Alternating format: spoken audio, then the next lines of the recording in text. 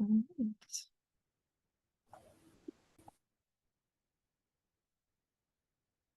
Okay, welcome. I'm so excited to have everyone here. If you are looking for how to gain experience and education, you are in the right spot. We're so excited to have you here from 5 to 6 p.m. for our panel discussion, and then 6 to 6:30, we'll open up breakout rooms, which is an optional time to connect with some of the panelists that we have here today. I wanted to say that I know that might be out of some people's comfort zone. That probably would have been out of my comfort zone in undergrad, but I highly encourage you to challenge yourself to stay and connect with folks. These are people that really want to talk to you and are open to any and all questions. So this is a really informal and supportive environment to be asking questions. And so even if you want to just say hi at the end of this, I encourage you to stay. I'm going to start by introducing myself and Sonia, who is our student worker joining us today supporting the event. I'll give a little overview of the event and then I'll pass it to our panelists to introduce themselves. My name is Holly. I see some familiar names here. Some of you are in my CLA 3002 class. Good to see you. She, her, I'm a career coach in CLA Career Services, and I focus on supporting students in education. Sonia, do you mind introducing yourself? Hi, I'm Sonia. I'm a peer coach at CLA Career Services, and I'm just supporting Holly right now. But yeah. Sonia's amazing. If you ever need application review, she does resume and cover letter review in our office for us and is an incredible person.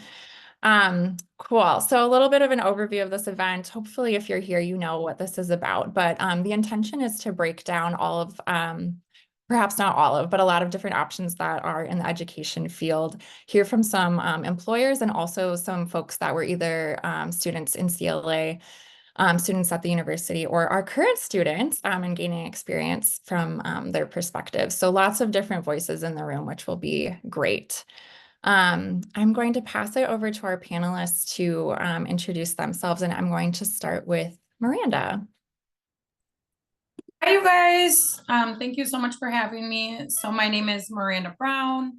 I'm with Teachers on Call, and I have an HR certification with a recruiting, I always call it a major, but just a recruiting guru. So yeah, I'm excited to be here tonight. Thank you so much for having me.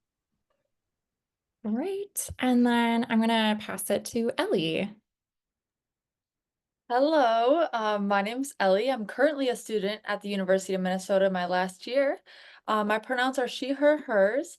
I am also a program manager for our after-school mentorship program at the University YMCA. So I'm super excited to talk to everybody, and I'm excited to listen just as much as I can talk today. So thank you for having me. We're so glad to have you, and congratulations on being so close. That's so exciting. Next, Hope, can you introduce yourself? Hi, I'm Hope. I'm a CLA alum. I graduated in 2019 with a sociology degree, and I'm currently an English learner teacher at Los Estrellas in Minneapolis. Awesome. Happy to have you, Hope. And then finally, Annie, can you introduce yourself?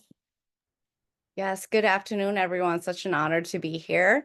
I am a recruitment specialist at St. Paul Public Schools, so I'll be sharing the opportunities that we have in St. Paul Public Schools with you all today. I'm very excited to be here and to learn a little bit more about each of you if you join our breakout session. Yes, amazing. And we will have one more panelist joining us a little bit way through. So if you see someone else pop on, that's who that is, and we'll give her a chance to introduce herself as well. But for now, we're going to pop into questions.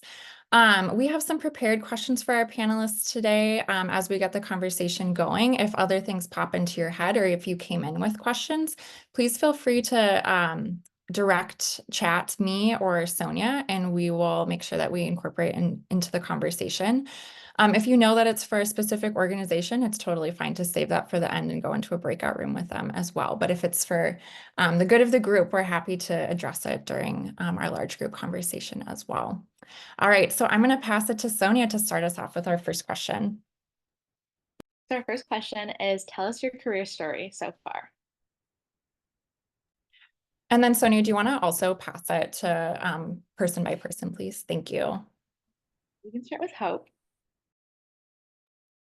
So I guess we'll start in college. I always loved working with kids, and so right when I started at the U, I started volunteering with UI actually, and after school programs, and I loved it. And I started taking education and youth studies classes, and um, I just kind of loved it. And so I was a sociology major and I loved sociology. So I wanted to stay. Sorry, my cat is going crazy.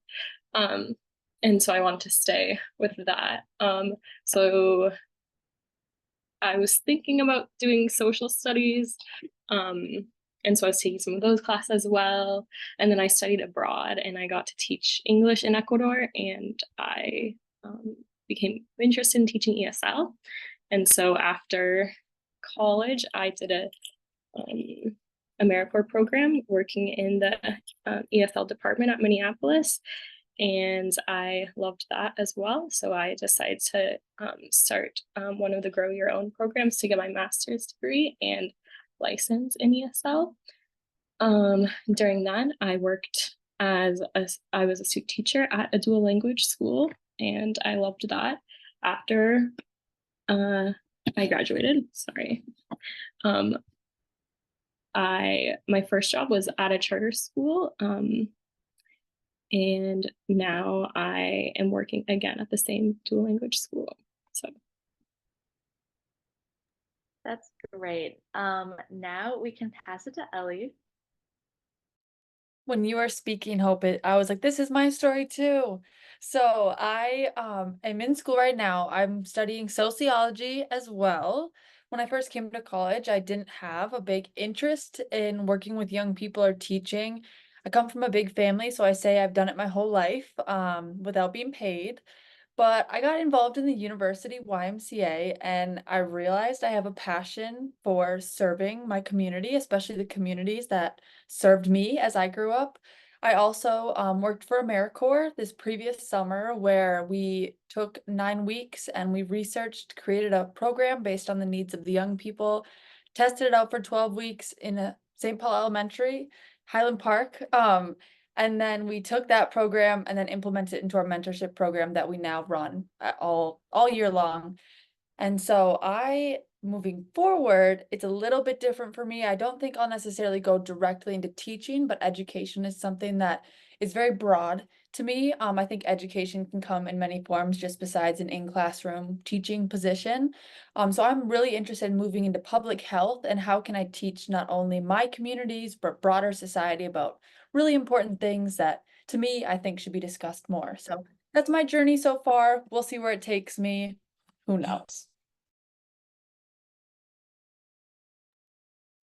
Then we can go to Miranda.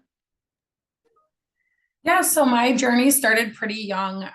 As soon as I turned 18, I started working at a daycare and got more acclimated in the early childhood side of things. And then I started volunteering at my son's school, and he was in elementary age. And then it did just kind of make me realize that same with kind of Ellie, how she just said, like giving back to your community. I realized I wanted to be on more of the back end of things.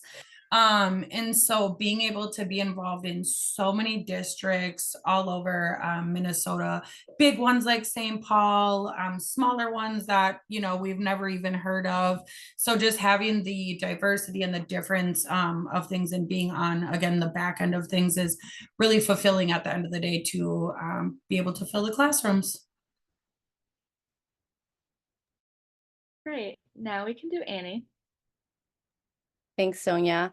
All right. So I have never been an educator, but I'm a parent. So I'm like, I feel like that's the number one educator. Surprisingly enough, I think I might shock a lot of you, but I do have 8 kiddos of my own. And 6 of them are now in St. Paul Public Schools. And so my journey has always been in human resources. And so I didn't do that traditional, like I was not that traditional college student straight out of high school. I did get married at a very young age. And so I obtained my associate's degree back in, back long ago. Let's not give you that date so you don't try to guess how old I am. But I did my associate's first. I worked in human resources for over a decade now, and then came to St. Paul in 2019 with the associate's degree that I had, went back to complete my undergrad degree. And so my profession has always been in HR.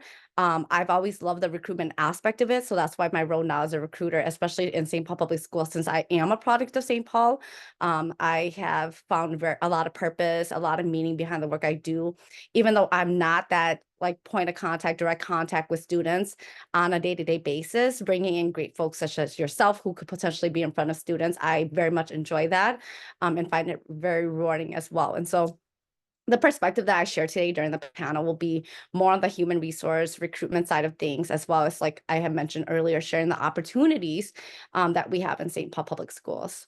I'll pass it back over to you, Sonia. Thank you. So we can do Patty now. You can just introduce yourself, and then the question was, tell us your career story so far. Hi, everyone. It's great to see you. I see a very familiar face I haven't seen for a while, so I'm waving to Hope. Yay.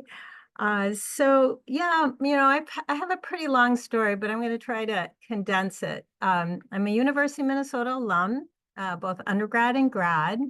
I worked at the U of M for about 23 years.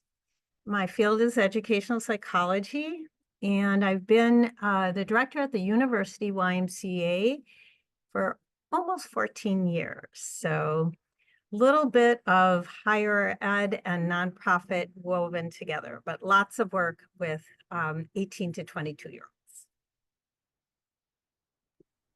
Amazing. Well, it's so great to have you here. Welcome, Patty. Thank you so much for joining also. It is so great to have you all here, and I hope students listening, already we have such diverse perspectives shared for how people are approaching education and thinking about education. So I hope that's really helpful for you to know as you expand the way you're thinking about the field of education. So our next question is focused more on like the current student experience or the recent U of M student experience. So Ellie, we'll start with you. Can you talk a little bit about what experiences you've had as a student or are having right now that have impacted your career goals or your confidence in your career preparation? Yes. So the first thing I would want to say is you will gain the most insight about yourself and your goals when you least expect it. I've learned that throughout my experience in undergrad so far. I would say some of the biggest things and decisions I've made that have made me feel strong about my career and made me feel comfortable in applying to roles would be networking events. We have a little promo, but we have a wonderful networking event that Patty, who you just met, hosts every year. It's so unique to what the UI is all about. It's not about you need to go sell yourself. You're going there to build genuine relationships. And there's always a great speaker. And so going to events like that has pushed me to become confident in speaking to other people, know my worth, know what I'm interested in, and understand that what the idea you might have in your head of what you want to do is not always the only option for you. So it's important to be open-minded and try things out. And I've seen this play out for many of my peers. Also, being willing to step into leadership roles has been really, really influential in kind of my journey and impacting my confidence in career preparation. This is the best time to try to be a leader and try to grow your skills or find new skills you didn't even know existed. Well, you can still make mistakes. Obviously, you can always make mistakes, but you can still make mistakes, and there's people you can lean back on and figure out, okay, what can I do better? So I definitely grew in a lot of ways, failed in a lot of ways, but all along the way, I figured out I have some really strong strengths that I can totally use to my advantage in the future. But there's so many wonderful things that you can take into account. I could probably talk all day about this question, but if somebody else wants to jump in, I can always pick it back up where they left off. That's great, Ellie. Thank you so much. And I feel like one of the things I talk about with students a lot is like people don't really picture education as like a networky field sometimes. Like we think of that with business and like high rises, I think. So I really appreciate you reframing like networking is important in most industries, definitely education, but it doesn't have to feel like snooty, like it can be really authentically building connections. So I appreciate that example. Yes, just to add on that super fast with networking when it comes to education, to me, it's people who are in education all have very similar goals, as that to serve people and to serve young people or older people. So why not connect as many great minds as you can? So that's how I view networking when it comes to topics like this. I love that. Thank you. Hope, I'm going to pass the same question to you. So speaking to your experience as an undergrad student, or if you want to speak to your graduate school experience as well, and how it impacted your career goals. Well, I mentioned that I started pretty much right when I started at the U. I started volunteering with the UI because I knew I was interested in working with kids. And so I think if you ever see the opportunity to get involved with something that you might be interested in, you should definitely go for it. And I did it all 4 years, and I had a lot of great experiences and a lot of leadership opportunities. So, and the other thing is, like, as a CLA student, something I appreciated was that you have a lot of flexibility to take different kinds of classes. So I mentioned that I took a lot of education classes, and I think, you know, when you find yourself feeling really passionate in it while you're taking a class, it's a good something good to learn about yourself. And I think it's always good to follow that feeling that you have. And it can get you a head start on grad school classes as well. Another opportunity that I had was being able to study abroad, and I chose a program that had like an internship education focus. So if you do have the opportunity to study abroad, you can really look for something that's has some kind of career focus, or mine had like an internship opportunity. So I got to, while I was learning Spanish, I got to work with students and teaching English. So that was a really cool opportunity. And that was kind of where I realized I really wanted to be a teacher, because I was felt so out of place, though, like, you know, being in a different culture. But when I was stepped in the classroom, I felt like comfortable immediately. So I kind of thought that I should pursue that. And then something else I wanted to mention, sorry, my cat is very active at this hour, was that I also had the opportunity to be a TA in the sociology department. And I loved being a TA. It's very different. I work with first graders now, and obviously teaching college is very different, but any teaching experience is really really valuable, and you learn so much from the professors and from the other TAs. So if you ever have any kind of opportunity to get any kind of job like that, I definitely recommend. And yeah, I think that's everything. Thank you, Hope. I appreciate all the examples you gave of ways that you can get involved, like both earning money and volunteer opportunities. Because I think a lot of times when we think of education career experiences, we only think of volunteer. And that's definitely, like, there's a lot of those opportunities, but knowing that you can earn money as you're gaining experience in education, I think is really important to remember too. And you can do it on and off campus. So thank you for that perspective. Thank you. So I have the third question. So a lot of students are concerned that they don't really have related experience when applying to roles, but in reality, might have customer service, volunteer, or academic experiences. What advice would you give them, and how you value their experiences? How can they talk about it more effectively? And I will give it to Miranda first. Yeah, so sorry, I took some notes just so I could make sure that I touched kind of exactly what I wanted to on this question. But you know, honestly, anything relevant. Some of you may not think, but as you're talking, you know, I mean, even like Annie had said, how she's a parent. I mean, we know that that is, you know, being a parent, that's having kid related, being an older sibling where you have to watch children, being a nanny, even talking about if you've worked at an after school program or volunteered at an after school program, or do you, you know, volunteer to go on field trips, you know, just anything even little, like you think, you know, is huge to talk about. Something else that I always bring up, and this is a little different because I do hire for substitutes, you know, rather than for a district, but I do appreciate when someone talks about working at even like McDonald's or the movie theater, where they talk about how they've been there for years, because that shows longevity. It shows a work ethic. And so, you know, when someone talks about having longevity at somewhere, I also think is big. It kind of ties into your references, which I'm sure, if we don't talk about, I'll bring up at the end, just kind of something that was my extra piece. But like when it comes to it, even having a manager at a McDonald's or something, being able to speak on your work ethic and your interaction with other coworkers, and things of that nature is huge. So any experience though with kids, you can always bring up, and always have examples for certain things that may have come up. So Thank you. So next we'll pass it to Patty. Yeah, I mean, everyone has shared really important things. I think none of us have everything we need when we enter the workforce. And so I would encourage people to be really realistic about that, because there's a lot of comparison that happens. And a lot of people believe they're not enough, not smart enough, not talented enough, not skilled enough. The reality is none of us have everything we need, and our college degree is a tool, but it's not the only tool that really helps prepare us. When I was an undergrad at the U, I knew I wanted to work with people. I didn't want to become a teacher necessarily, but I wanted to work with people. And probably the only way I could really figure those pieces out was to do internships. So I did 3.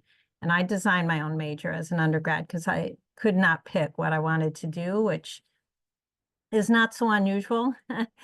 You know, most college degrees are not leading you to one thing. So it's also about, you know, noticing as you're trying things, what feels good, like what do you really enjoy doing?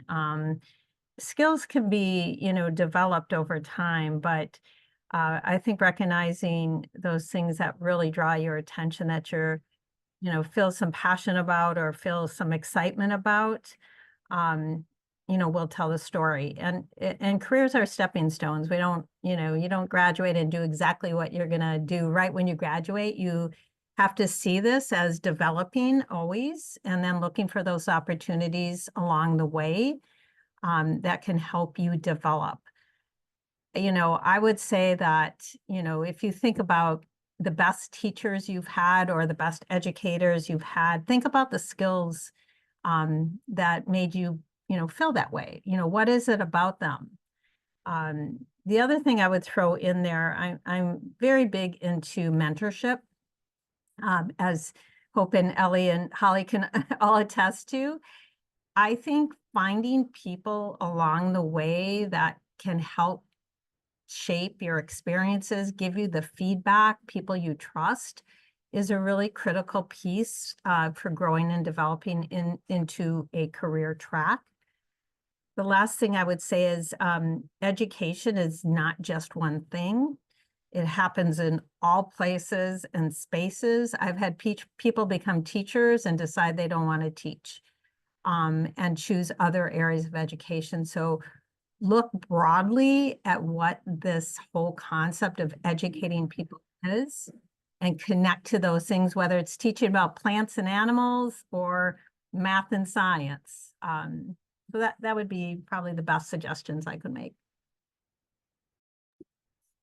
Thank you. And that leads really well into our next question too, Patty. So I appreciate that connection. Annie, we'll start with you for this question. So some people know that they want to work in education, but aren't sure of what roles are available besides classroom teaching. So what roles are you aware of that exist in education that you want to shout out? And again, we'll start with Annie. Yes. Thank you for the question, Holly.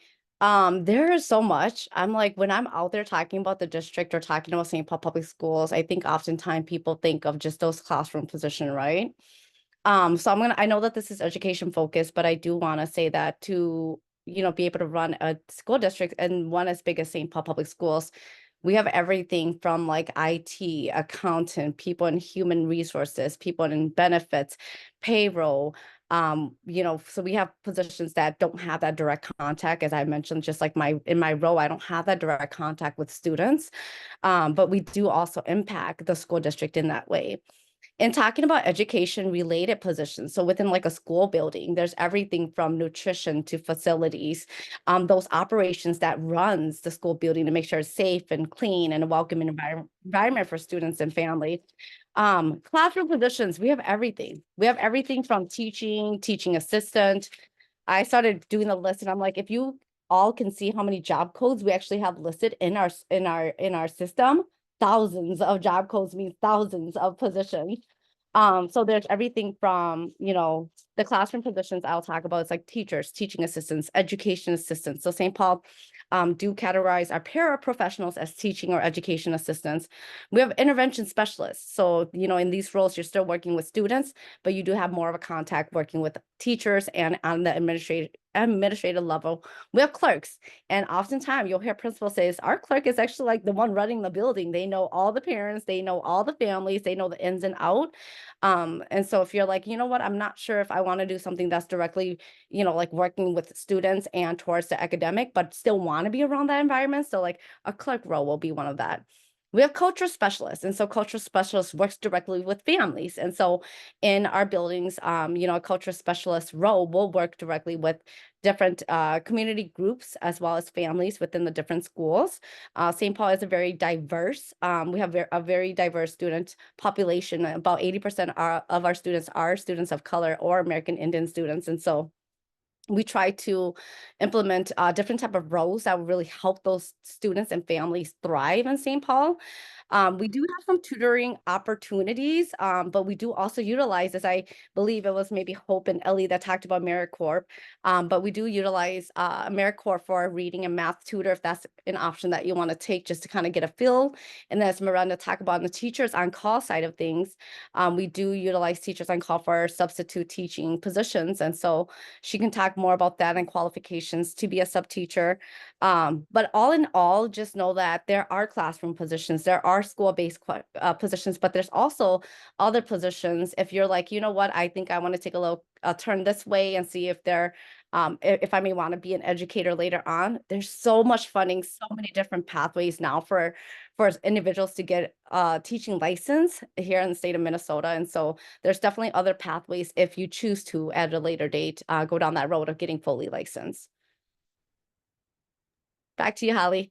Awesome. Thank you so much. It's so helpful to hear, like, and I don't know, even just to like picture like all the job codes you're talking about. Like it really is like running a city, right? Like there has to be, it's like a microcosm. There's so many different roles that all indirectly or directly impact students and parents. So I really appreciate that perspective. Hope, anything you'd like to add? Well, during my experience at schools, I feel like I've just met so many different kinds of people that work in different roles. And I guess I just want to say, like, if you have experience in schools or you feel like you really want to work in a school, just because you like the environment, I think that's important to listen to, and you can know that you don't have to be a classroom teacher or a subject teacher just to work in the school environment and to work with kids, because there's so many different people that we rely on to support our kids. So I want to say specifically, I used to work at a special ed focused, the charter school, and I worked with a lot of therapists, physical therapists, occupational therapists, speech therapists. And I think that's just a really great opportunity to be able to work with kids in the school environment. And if you are interested in healthcare or any of those, that's a great opportunity. Yeah, I think that's all. Yeah, I appreciate that perspective of like honoring, like if you feel like, I don't know, working in a school is a great setting for you, but you're not sure exactly where. There's so many different options there too. And then Patty, is there anything you wanted to add?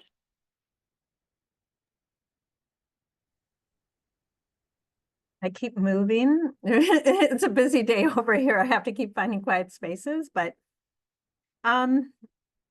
yeah, I mean, I think it's really important to get that experience between undergrad if you're considering grad school. if you're not, heading right into a teaching track program, you learn so much about yourself when you put yourself out in community, even if it's an intro job, not doing exactly what you want to do, but it's maybe in a place that where you can see other people and meet other people and learn about their work. That can be a good stepping stone as well to help before you think about, going on for more advanced work. Ellie mentioned networking.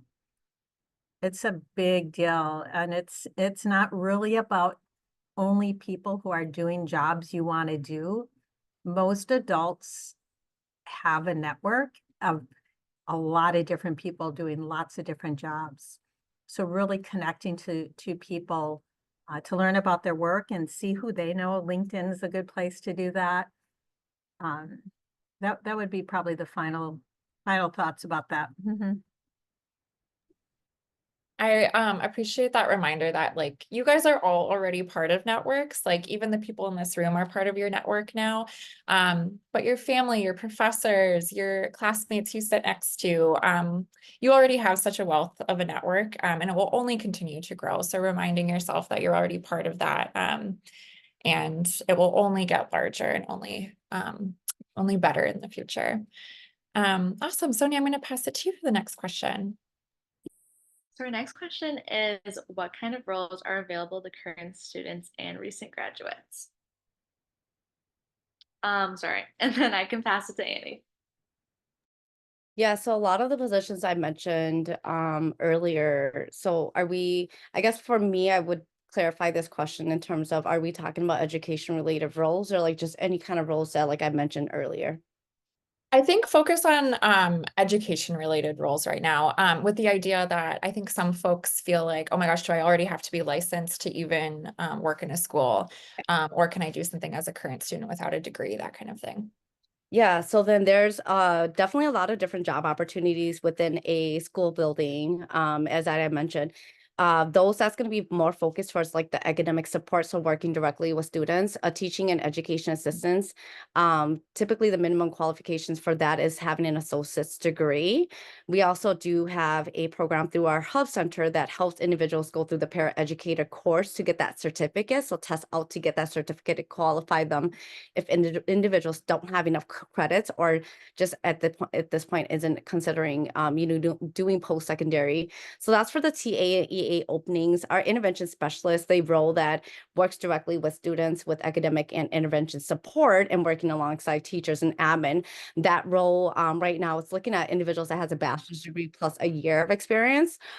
We are wanting to definitely not let having that degree be a barrier for folks. So we are taking, for some of our roles, we're looking at equivalency in terms of work experience.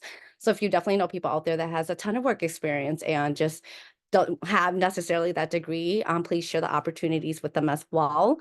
We also have various positions such as like a library media specialist, so working alongside a librarian, because as you know, each of our schools have a library for our students.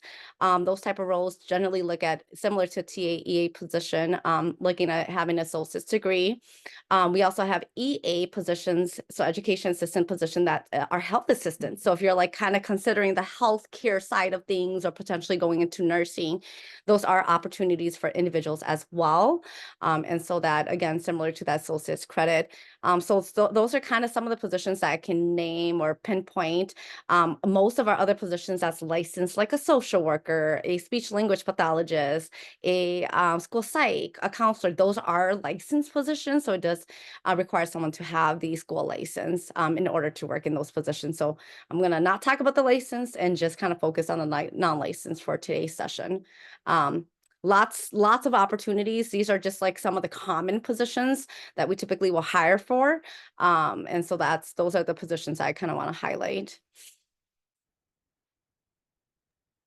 Thank you. And then we can pass it to Miranda. Yeah, so with teachers on call, specifically non-licensed positions, we have paraeducator roles in different districts. It's called different things: a paraprofessional, a teacher's assistant, paraeducator, things of that nature. We also hire for like food service and custodians. Both special and regular education positions are available. We have summer positions where paraprofessionals or paraeducators are needed, where districts partner with us for their summer programs. We also do offer like early childhood, which obviously those are in like centers and things like that. So keep that in mind as well. I know some people have like the birth through fifth grade license where your options are like working in a center. And there's different levels to the center. There's an aide and assistant. So depending on your education and your experience and things like that would decipher whether you're an assistant or an aide. But yeah, we have many non-licensed positions where it gets you in that school setting. Great, thank you both. Okay, our next question is maybe a little bit more of a hot topic. So I'm interested to hear people's responses, but I think it's really important to be talking about. So we know that there are many challenges in working in the field of education, and some folks aren't sure if they want to commit to working in education forever, or maybe feel like they're pigeonholing themselves if they decide to pursue licensure or decide to get a master's in education, for example. So I'd love if people could share how you see experiences and skills gained working in education, translating to roles or industries outside of education. And we can start with Patty and Ellie. Patty, do you want me to start? Maybe you're moving to a new spot or something? We're getting like a tour of the UI today, a little side treat.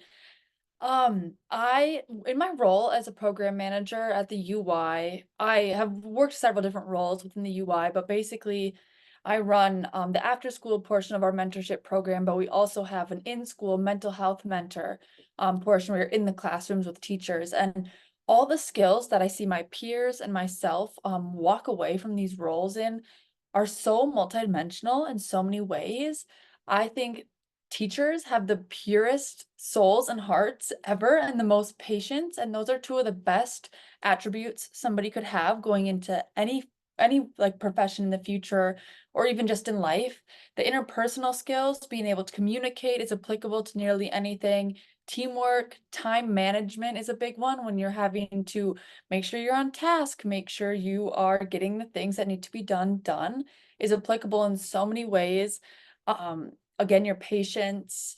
There are so many different small things that you might not even notice them in the moment, but when you walk away and you're looking at your life and you're looking at where you want to go, they apply so seamlessly to nearly any profession. And we have a bunch of education majors and direct track to teaching individuals at the UI, probably majority, which is super great. And a lot of them, if not all of them, have come back and been like, this was one of the most influential pieces of my undergrad that led me to continue my work in education. And so there's so many things that are applicable, more than you could ever imagine, but that's just my 2 cents. I think it all fits together somehow.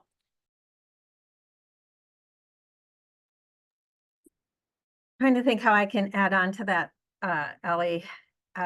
One of the things I did want to mention as we were on the previous question, and this is something I didn't know until I started this position in the YMCA. I didn't intend to work in a YMCA. I worked in higher ed forever. And then when I left and came here, it was kind of like going to a new country where I didn't know the language.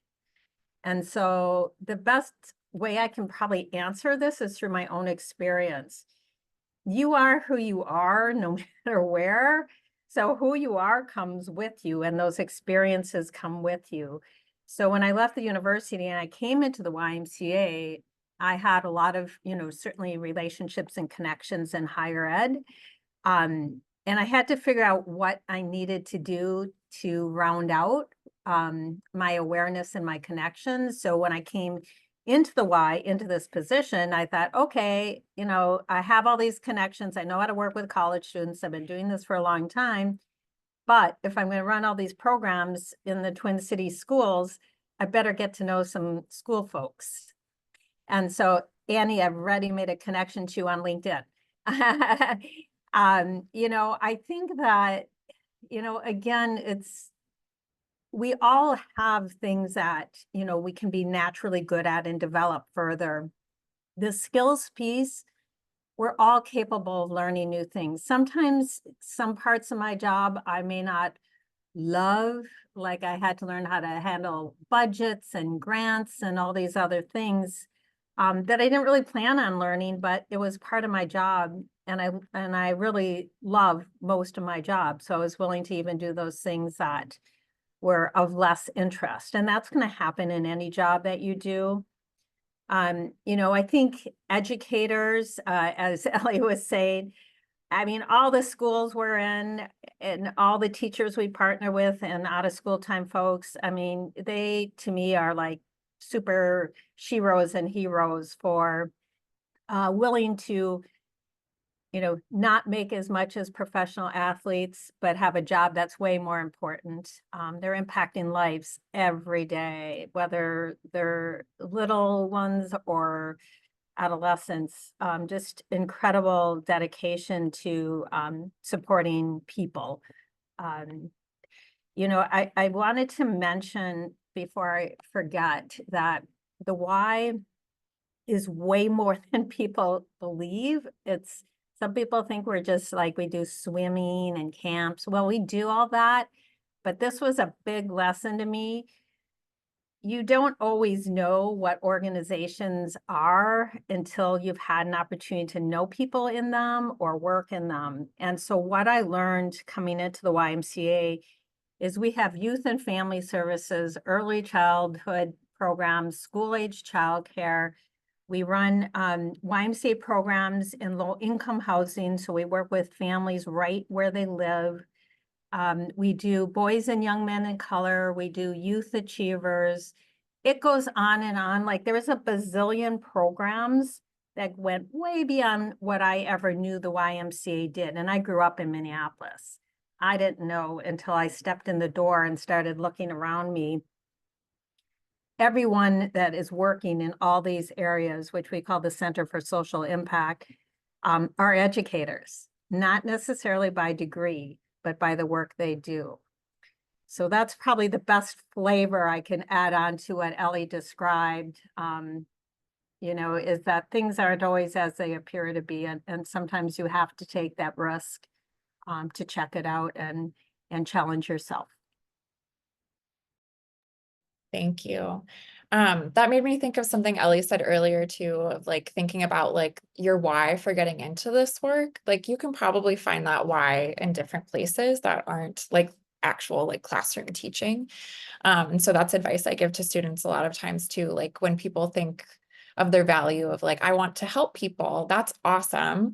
And then the main careers that they jump to are like doctor or teacher. And those are great places to help people, but there's such a long list and such a long list of ways that you can, places and ways that you can impact people and help people, whether it's behind the scenes or working directly with them. So I appreciate that reminder too. Hope, did you want to add anything to this question? Sure. Sorry. So, I guess some piece of advice that my career counselor gave me when I was in undergrad was that, it's best to think about your career in terms of what do you want to do for the next few years rather than what do you want to do with your life. And that helped me a lot. And so that's kind of how I've always thought about things. I decided to get my master's just because I really wanted to see what being an ESL teacher was all about. And with a master's at most schools, you get about $10K more than without a master's, depends on the district, but I knew that the degree would pay for itself in a few years if I had a few years of teaching experience. And so I feel really happy with that decision. And I also feel like I've gained so many, as people said before, like you learn so much teaching. It's really practical, and you're dealing with kids' real lives every day, and you learn so much from them and from the experience that you really have a lot of skills to move forward. And I feel really confident that I don't have to stay in teaching if I get burnt out or I don't want to, that there's a lot of other great careers and jobs that I can explore and that I'll definitely be qualified for. So I guess I would say, don't keep the fear of like that you won't be able to work as a teacher for a long time. Like, don't let that hold you back, because if it's something you're interested in exploring for a few years, I just definitely recommend going for it. So It's a great perspective, and I think is so much more manageable instead of thinking about like, what do I want to do for the rest of my life? What do I want to do next? What do I want to do right now? 3 years, whatever is helpful for you, and know that you have that agency. You're empowered to make decisions and react to the experiences that you're having. And maybe you will be a lifelong teacher too. And maybe our public school system will reform and we'll be not burning people out as much. Before I pass it to Sonia for our last question, I just want to mention to the students attending, if you have questions that you want to ask folks, either anonymously or if you want to put it in the chat for like everyone, you can do that as well. If you want to be anonymous, feel free to message me and I'll ask it. But think of those last questions that you have before we wrap up this large group, and then be thinking about if you'd like to join the breakout room. Okay, Sonia, back to you. Last question is, this is open to anyone. Is there anything else you'd like to share? Either, do you want me to popcorn it or just want me to, okay, I can start with Ellie. Yes, my first thing that comes to mind, especially considering so many people joined this Zoom just to hear out all of what we had to say without even knowing us. Thank you for being here. But second of all, please, if you're interested, come to the University YMCA. It has been one of the most influential spaces and places for me during my undergrad time, not only learning to mentor young people and getting experience both in the classroom, but also being mentored back by the young people and by my peers, and by the adults such as Patty there. I'd recommend that you even just come and hang out. We have community nights if you want to get a feel for the environment. Lots of cool events, but if you're interested, I would love to tell you more and get you involved in such an amazing community with a lot of future educators. So again, connect great minds and great things will happen. So come on over to the UY. That's my commercial. Thank you.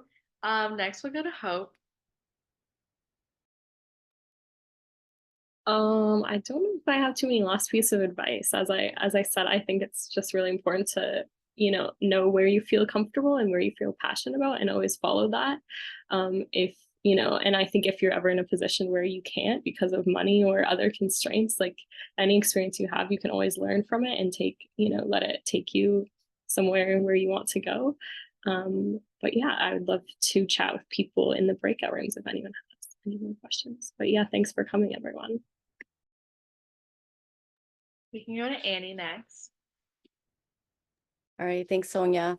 So I guess like last piece of advice is, well, congratulations, you're almost to the finish line, right? And I think like even taking the step of considering education or becoming an educator or something along those lines and making an impact in children's life, like, kudos to you. So I think the only last piece I like to add is that if you are ever interested in just like getting a tour of the building to get a feel for the type of roles that we have, the type of environment that, school settings, like if you're not used to it, I know our principals are more than open to doing that. And so just know that there's that opportunity there. And I also will be in a breakout session. So if there are folks that have questions, you can reach out to me. I'm not sure, Holly, is our contact information going to be shared with folks, or should I drop my contact information in the chat now?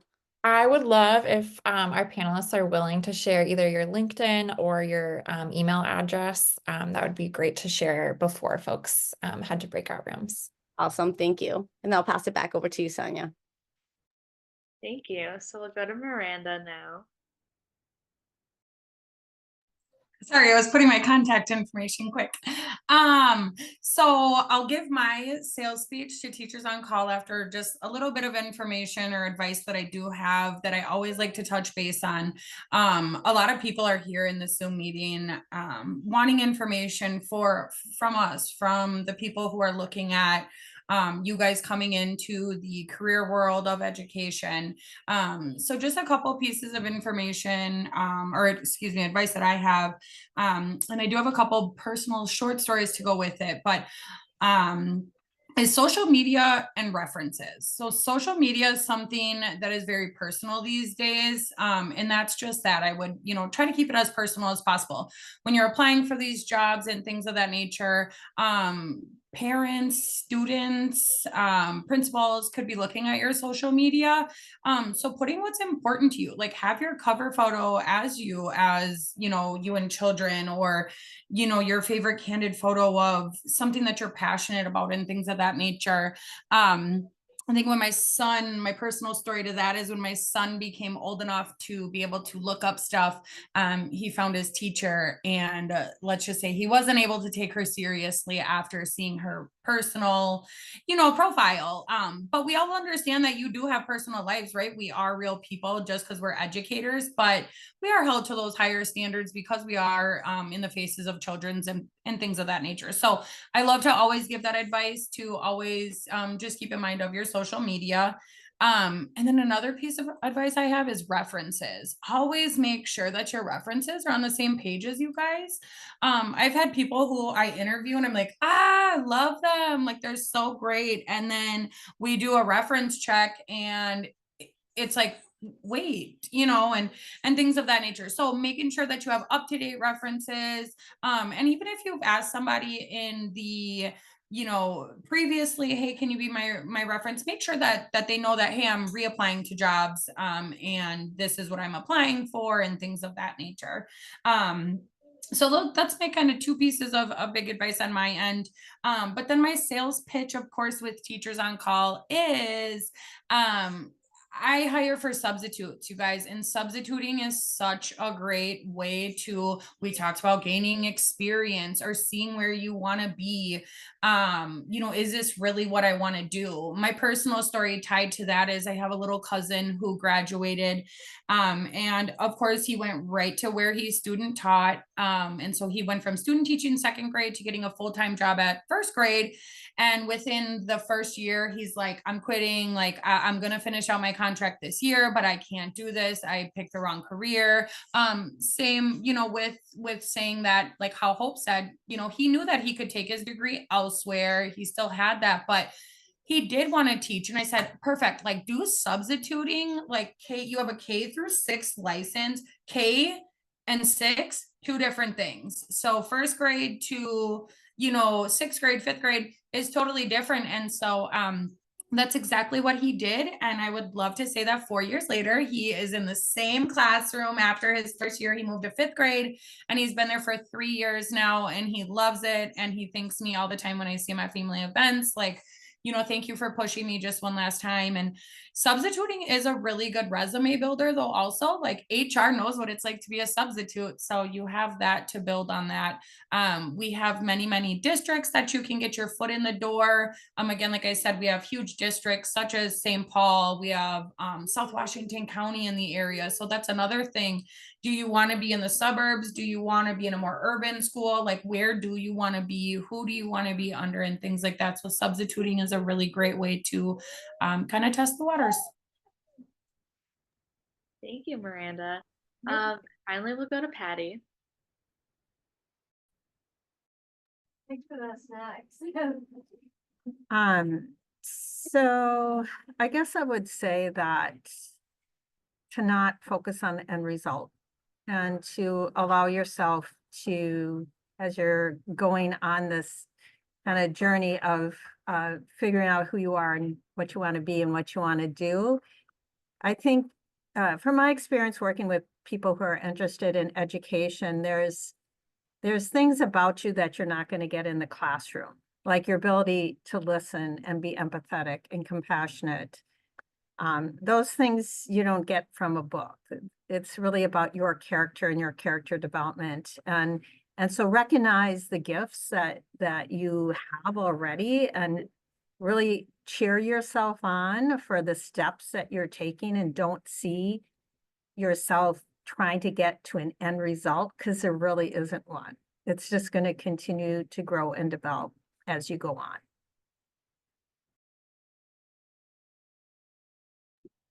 And Ellie, did you already add, or did you have anything last you wanted to add? I don't think so. I think I said everything. Okay. Amazing. So now we're going to take a moment to kind of shuffle things around a little bit. Make sure that if you're heading out, you grab our panelists' information that they shared in the chat so you can reach out to them later. If you're staying, Sonia and I are going to open up the breakout rooms in just a moment. But thank you so much for your time if you have to head out now. Really appreciate it. And I'll share my contact information really quick too. It's on the handshake as well if you have questions. And I'll be sharing this recording via handshake email in the next week or so. All right.